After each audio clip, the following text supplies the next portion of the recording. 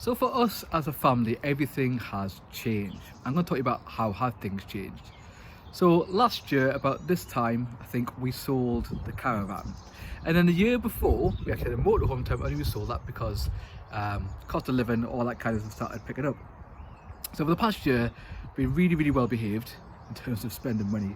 And I've managed to save up some money because we had money from the sale of the Caravan, and what we did with all that money is we paid off the car, we paid off all our debt. So now we have no debt whatsoever apart from, well, the big house behind me. Both cars are paid for, all done. And we've been looking to buy a motorhome. We did think about going back to a Caravan again. I'm sure somebody comes and say you should buy a Caravan. But the problem we've got still is that the children, particularly the middle one and the youngest one, go to dancing. So it's currently 10 to 1, and the middle one, Martha, doesn't finish dance until 2. So if we had a Caravan, we'd have to go and pick it up, etc, get to some kind of place, and then on the Sunday morning pack it all up, unless we paid for 2 nights but didn't actually stay 2 nights. But I suppose it's a slight possibility still. I'm not saying that's out the way. We did look to hopefully get a storage site closer, because the one we were at was fine, well, a bit flooded at times, but it was, you know, by the time you got there and things, you took half an hour back, which doesn't seem that long, and me probably being a bit overreactive. I prefer it was a bit closer. So we did try to find somewhere that was closer, but unfortunately that hasn't really worked out. So we came back to the idea of getting a camper van, a motorhome, or like a biggish van. The camper van does appeal to us, but the problem is with 5 of us, it's not really going to work unless we just use it for weekends or the odd night away, and I think that's going to be a little bit prohibitive for us. So we're looking at either a motorhome or a kind of van that's been converted. We did find a couple of vans, and idiotic enough, I just waited too long, divid and didn't know what to do and couldn't decide, and we lost out on them. I really should have took them, actually, to be fair. One was a maxi, so it was a 6.3 metre Fiat Ducato, 3 litre engine, the auto box, which, yeah, can be a little bit iffy, but it was there, and it was 30 and a bit grand. I should have already bought that. Should have went and said 13 grand, I think I'll have that, and at least we'd have something to use. So we're still looking at what we can buy, and like I said here before, I think in another video, if you buy an older motorhome, the ones we can afford, 2005, 2006, maybe 2004, they've got rust. And I'll put a couple of pictures here, but it's a lovely Heimer. The A-classes are normally not too bad in terms of rust because it's a bit more protected, but this one was just like there was holes and everything the other day. That was for £20,000. So the ones we can normally afford that are within our sort of price range have mega rust issues or other issues on their MOT. But we found one. We actually found a CI635, I think, but it's about 4 hours away. So it'll be an 8-mile trip, an 8-hour trip, which it wasn't an 8-mile trip, an 8-hour trip to go and see it. So we asked for a couple of pictures, asked for a video, and all I want now is like a phone call, but unfortunately the dealer, the guy selling it, really isn't in today to do that, because I wanted to make sure it's definitely legit, because it seems pretty well priced. It doesn't seem to have any rust on the MOT. He claims it's got no damp. I've heard that one before, but he said he'd ran it over with a meter. Happy for us to go and do it. So, you know, if he was hiding something, he'd probably say no, don't go and see it. So I was hoping that he would be able to do a little video call today, but that's not happening as well. The other option is that somebody had a Caravan relay. Yes, I know, with a 2.0 litre engine, which again looked quite good. They want it for 20 grand, a bit overpriced. I thought we need a bit of rejigging for it, but unfortunately can't find the service history, which, I mean, I don't know, maybe it's just me. Comment down below, what are you like with service history? Every year both cars get the oil dumped, they get their filters done, like full service every year pretty much, even though we don't need to do that. If it comes out of the advisory thing, it gets done every single time, and we don't leave things to chance really.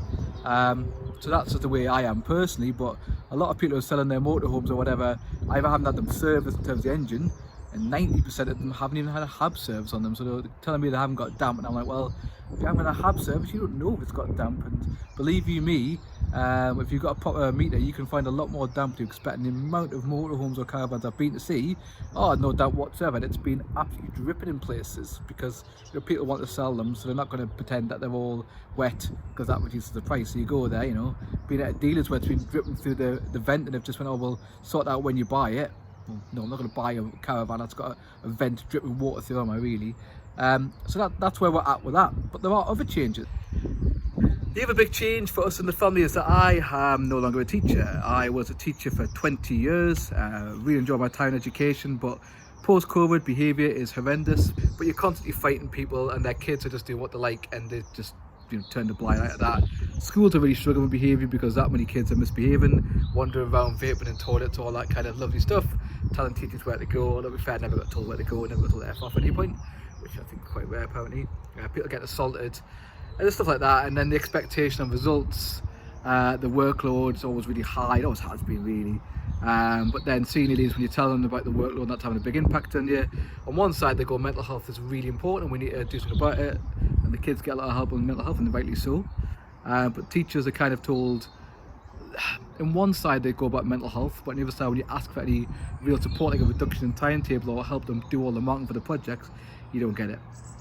So, and I'm not really blaming the school, that's because unfortunately they've had many cuts from the current government, and we all know that in a lot of parts of the public sector they're just basically on their backside, on their knees, because they have no money to spend. So it's because they haven't got no money to spend and help with things, and that's basically the situation we're at. So I found a job. I now work for a company in York. Although I work for the company in York, I only have to be in York once a month, and I get paid less than I was as a teacher. But when you take into consideration that I work from home and don't drive and I go through the tunnel, it's pretty much a muchness money-wise. The other thing I've done is we've set up, me and my one of the lads I used to work with my last school, we've set up a business called smashyourexams.com, which does online tutoring for computer science and things to do with computing. So if you've got anybody that wants any computer science tutoring, it doesn't have to even be computer science, it could be how to use things.